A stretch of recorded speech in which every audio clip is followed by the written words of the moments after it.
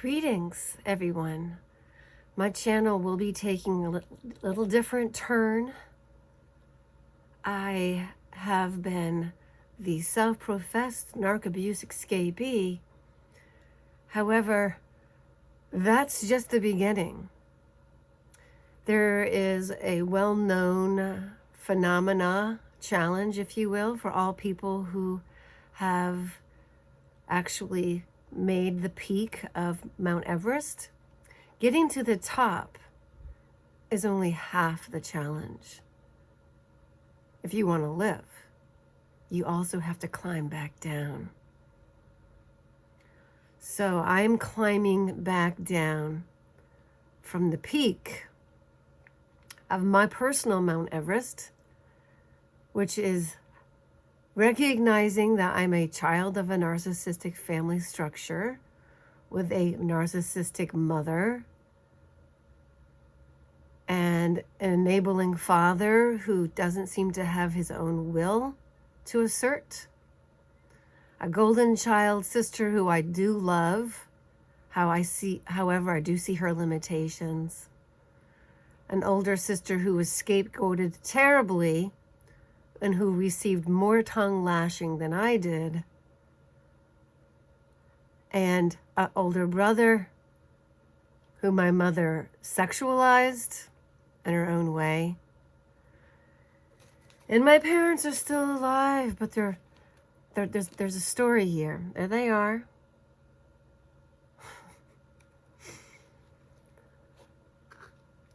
Without going too much into it, they are getting older. My golden child sister, who is very responsible, albeit limited in her capacity to have empathy for the rest of us who did not have the same benefits as her, meaning endorsement from our parents. She did have to live up to expectations, and she does have what I would consider a major handicap, which is looking outside of herself for validation. Validation is an inside job and is very challenging in a world like we have today without having been in a narcissistic family structure. However, the more I look into this world of ours, the more I am actually going to theorize that narcissists and narcissistic abuse is far more prevalent than previously realized. Now, I have my own little science fiction version of why, but that's not what this video is about. We'll talk about that later. So pull up a cup of cuppa. We're going to have a talk, and it's about how to get down from Mount Everest alive. So you climbed the mountain. You realized the bull crap that you've been dealing with. What next? What next is you have to reparent yourself. I have talked about Erik Erikson's 8 stages of childhood development. You have to go through a reparenting structure that floats your boat. I will have PDFs and such for download later. Read the description box, and if it happens to have a link in there, click on it. But at the time of this recording, I have not done that. I give myself permission to be a work in progress. Drink whatever drink you're having. Cheers to that, everybody. Cheers to that. Now, before I knew what morals and values were, my pathologically narcissistic mother, who just so happened to have gotten her master's degree in guidance and counseling, my theory was so she'd know exactly what to say to F us up at whatever stage of development we were in, you said to me when I was a high school student, when no other siblings were around, and she said it admonishingly. She said it with this sort of attitude. Kathleen, what are your morals and values?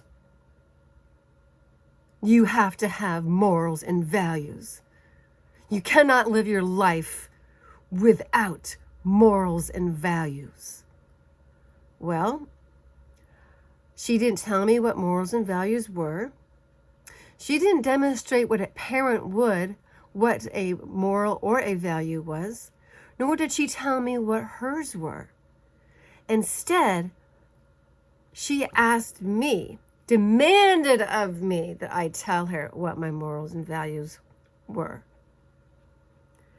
And in my recollection, I did what I wisely did as default to any of her questions, which I knew would then turn into arguments.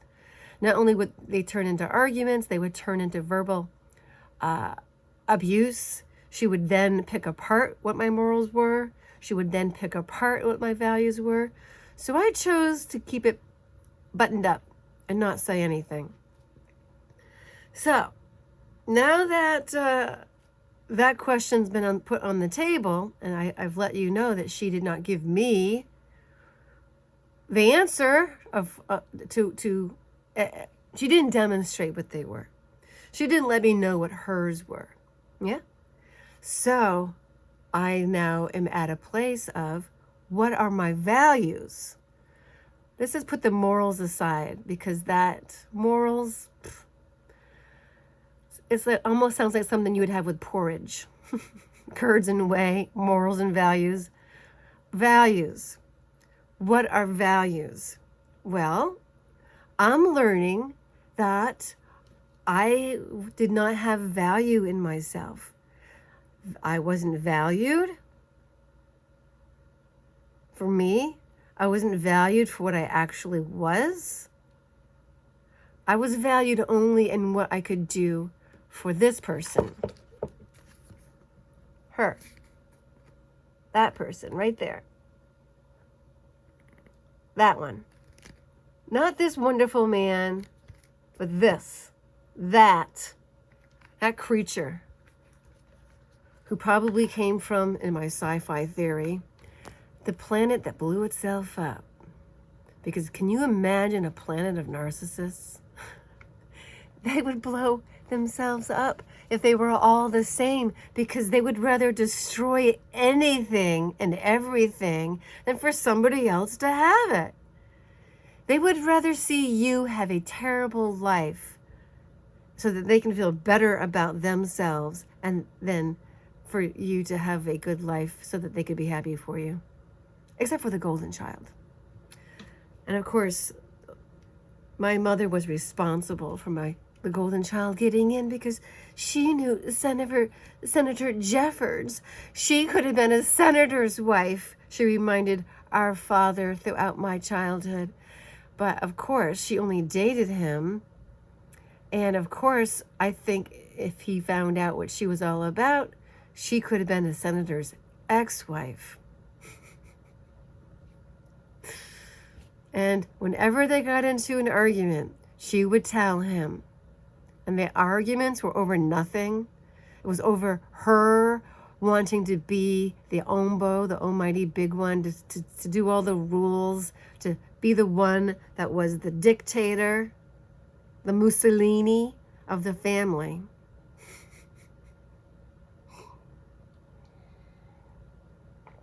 She's old now, and she's still doing damage. And she beat up my dad with a remote control, and the batteries went everywhere. And then she went over to the television set and was trying to turn the TV on with the batteries on the floor. And then she got even madder and went and got a yardstick, and then my brother had to take it out of her hands. And she was screaming at him, and he said to her, "You've gotten meaner, Jane." He's never been a mean man, ever. So, values. My values. What are my values? I value myself. So you have to learn how to value yourself, since nobody else is going to. You have to learn how to validate yourself, because if you're in a narcissistic family structure, they're not going to do it, especially if they are getting something out of their position.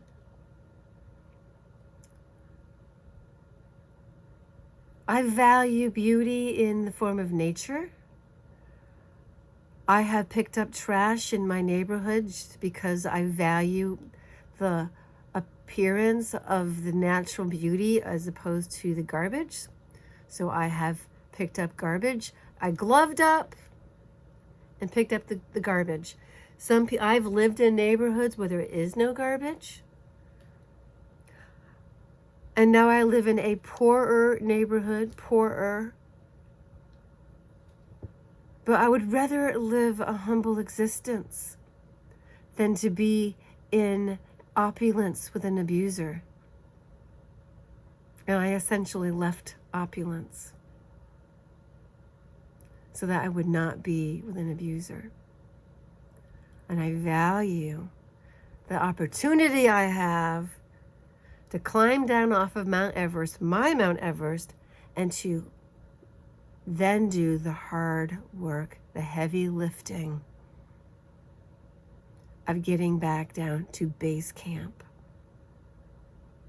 What was the base of my being before it got derailed? Who am I really before I was undefined, mismanaged by an abusive narcissist? And then, yes, lo and behold, I went on to be with abusive men. They don't start off that way, but because of my conditioning to always acquiesce, to always make nice, to always make good, because I valued peace over getting my own way, I was at fault. It was my fault. I stuck with these men who disrespected me, insulted me unnecessarily,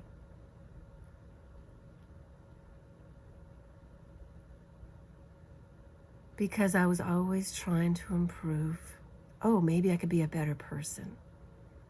They're not happy. Maybe there's something I could do to make things better. And now it's just me, myself, and I. I've got myself to answer to. And I am in this school of life now, free from an abusive teacher, other than the voices that I would allow in my head.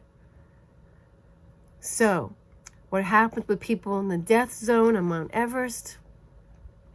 They have the lack of oxygen. If they have hypothermia, they start hallucinating. Narcissistic abuse escapees, people who have finally realized what they have been in their entire lives as recovering adult children of narcissistic abuse, who then went on to be with abusive partners, who then are abused by others who blame them for picking those partners, who then throw insults at them, telling them they are the ones that must be the problem. The abuse doesn't stop. But because I value myself, I weed my garden just as much as I pick up the trash. And so when some trashy comment is somewhere in the comment section on my channel, on my YouTube channel, I will simply remove it. Rather than putting on my kid gloves and saying, "What do you mean by that, asshole?" It's just like, look at that person disagreeing with me with an insult. Such a classic narcissistic move or toxic move. What do? Remove it. I've had conversations with men on one of my videos, and it was like, women over 50, you'll be better off single, trust me. I get so much male hate, M-A-L-E. And I have had some men that I've conversed with to see what their point is, only to discover that they are, unknown to themselves, abusers. If they call you a name, if they judge you, If you disagree with them and say, let's agree to disagree, but then they then tell you that you don't have the ability to see things the way they do, weed them. Get rid of them. They're not important. It's so much fun to be able to go, I see where my values are. My values are in being around top-notch people who, whether they agree with you or disagree with you, are able to maintain a professional attitude and positive communication. Now, positive communication was not something I learned from my narcissistic mother, nor from my father, who didn't communicate very effectively. With her, it was never demonstrated how a healthy relationship actually is. I never really saw any love. I saw codependency. And I once thought, am I codependent? Well, no, I wasn't codependent. I was trauma bonded. And I stayed with each man for a different reason. And, one of the biggest things, and yeah, this is one of the biggest insults. You're all over the place. Oh, let me guess. When you have a conversation with people and you're actually ad-libbing and talking off the fly, off the cuff, and spur of the moment, stream of consciousness, I'm not one of those YouTubers who have 10 things you have to learn to do once you escape from a narcissist. Number 1, think for yourself. Number 2, give yourself a pat on the back.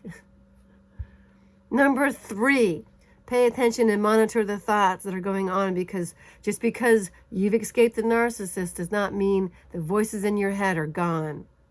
Number 4, realize those voices in your head are liars and they want to degrade you because they get jollies at it. Are we at 6 now? I'm a stream of consciousness, baby. I don't think things through right away, other than, here's the concept. Climbing Mt Everest, meaning finding out you're from a narcissistically abusive, dysfunctional family, and that's why you picked really, really inappropriate partners. But they were appropriate for you to learn what you needed to learn. They were appropriate for me to learn what I needed to learn. And now I'm better off because of it. But it's been hard. And now I have to. 6, stop self-sabotage. 7, value myself. 8, only allow non-toxic people into my life. 9, if you don't like the way somebody's treating you, express yourself with positive communication. Use positive communication with self and others. Rather than making assumptions, there's the 4 agreements. Assumptions, always do your best, be impeccable with your word. Let's see. Don't make assumptions, be impeccable with your word, always do your best, and the 4th agreement. It'll come to me at some point. Essentially, if somebody says something that offends you, ask them questions to find out whether or not you're easily triggered or they're trying to be a jerk. And without calling them names, you verify and validate. Now, the golden child is now with these 2 all by herself. And we had our dad at my brother's house healing because he was transitioning and being starved by his wife, who actually verbally told him she wanted to drown him. And the golden child is there now visiting. And so I go, all right, to my brother, why don't we let them get together? Let dad can make his own decision. And if he wants to, when he's ready to come back, tell him he needs a kick in for groceries. My brother doesn't have money to feed my dad, and my dad has millions of dollars in the bank.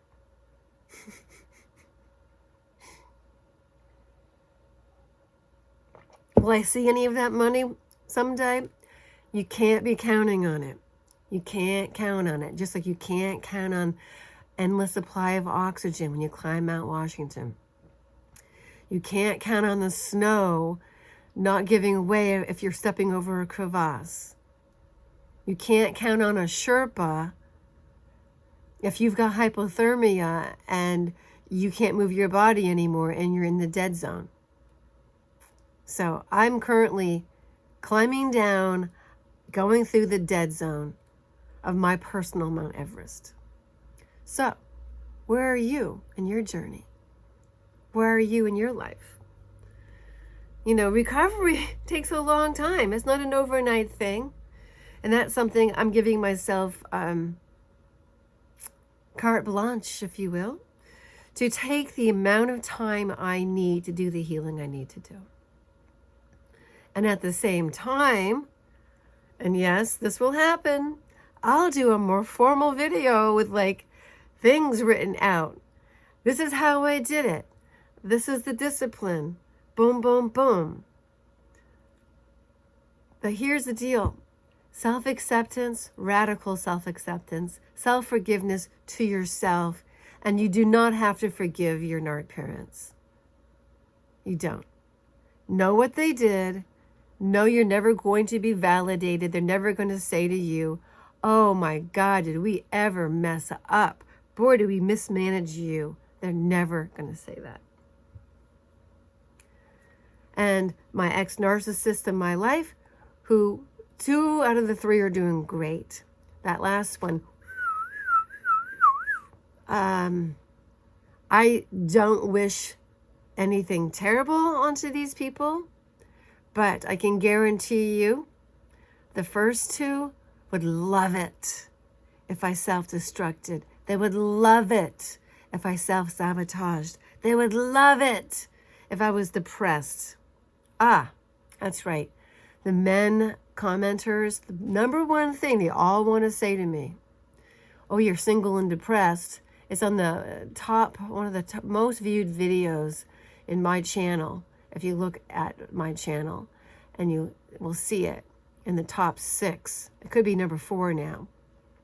And it is single women over 50. Trust me, you'll be better off single. Something like that. I love men. I do. But do I want one in my life permanently at this point in time? No, because I'm in the dead zone. Save yourself first. But here's the dealio of the a-holes in the comment section of that video. They're like, single and depressed. It's like they want you to have bad happen to you. That's evil. That's evil. You can disagree with a person, but why this ill will? Why? Why? Because they're not right in the head. That's a toxic man. And this one toxic man, I was like, project much? You may be single and depressed. He goes, no, I'm happily married with 5 sons. And I'm thinking to myself, happily married with 5 sons? I wonder what his wife says. Happily married with 5 sons. Well, what are you doing on a woman's channel who's actually saying information for people who have escaped narcissistic abuse? Women that are happier because we got away from narcissistically abusive relationships, and there is a huge chunk of missing healthy people in our society, and it's better to live a humble existence alone than with more abuse from somebody who hasn't done their Mount Everest, who hasn't climbed down through the dead zone, who hasn't done the challenges of getting to their own base camp. And then you can celebrate. Yeah? I make a lot of sense, don't I? Yeah, I know I do. I've been absent because I've been going through my stuff. But I promise you, there'll be more of these coming because I'm back on my roll.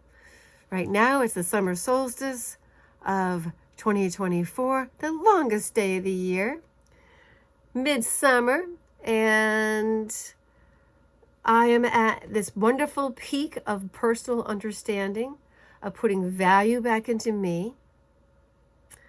I have parents who are aging, but the golden child sister, who I love, who should not misunderstand my labeling of her. It's the fact she's the golden child.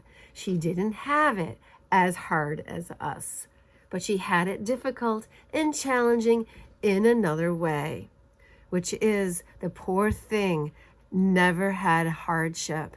She's never seen what I have seen. She's never been around people who have had so much less than I have had and she has had, who has had to get through life.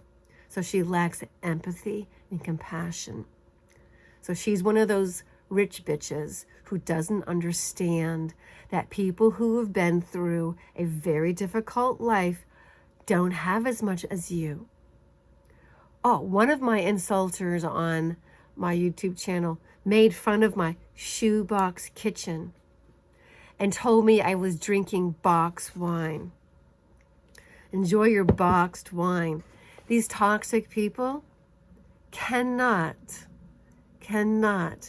add their 2 cents worth in the comment section without insulting you. But what does that do for me? It gives me the opportunity to throw out the trash. Yes. So cheers to that, everybody. Go through the trash in your life and in your mind. Get rid of it. And what are my values?